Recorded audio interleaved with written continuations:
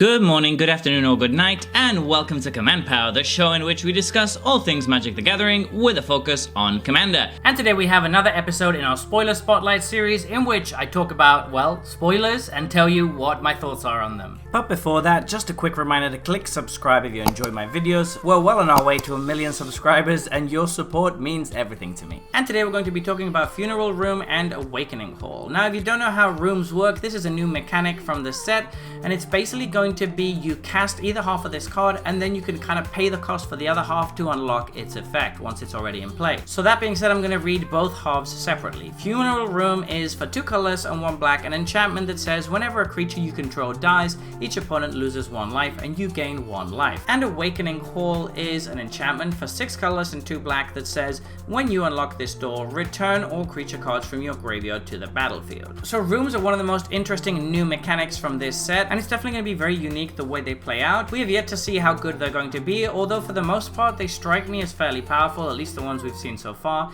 even though some of them are a bit parasitic and want you to build around rooms specifically. Luckily this one is not parasitic at all. It absolutely can go in any black deck, particularly in decks that want to be sacrificing a bunch of stuff or getting creatures into your graveyard, and that's because both halves of this card synergize well with that game plan. For starters, Funeral Room reminds me a lot of Bastion of Remembrance, except of course it doesn't come in with a creature attached.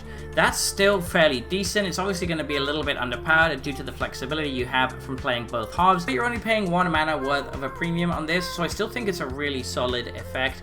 And it's nice because you can just play this room early game, have it sit around, and then later on in the game you can go for Awakening Hall. And if I recall correctly, it doesn't use the stack to unlock a room. You do need to do it at sorcery speed, but once you do, it's going to happen. Your opponent's card really blow up your enchantment in response, so that actually means that this has got a very decent threat of activation. It's just sitting there looking dangerous until it's not looking dangerous anymore. It just is an absolute game-winning spell, because returning all creature cards from your graveyard to the battlefield can be really powerful in the right deck. There's tons of decks in Commander that want to mill themselves and fill up their graveyards for profit, and most of those will probably enjoy this card. The other thing I really like about it is that Funeral Room helps you survive till you get to Awakening Hall somewhat, because you're probably going to be chumping to make sure you get to your late game. Those creatures are going to be hitting the yard, and then they're going to be triggering the life gain effect, which is very nice. That's going to pad your life total and then make it more likely that you survive until you hit the 8 mana required to really pop off with this card. It's a pity that you can only use the Awakening Hall effect once, but if your graveyard is stocked enough, it's probably going to be all you need. You don't really need to be reanimating every creature card in your graveyard over and over, because that's just overkill. So this seems like a really powerful room for Commander. I can see it having a place in a lot of decks. I am a little bit disappointed that it's a mythic, because that is going to drive the price up a lot,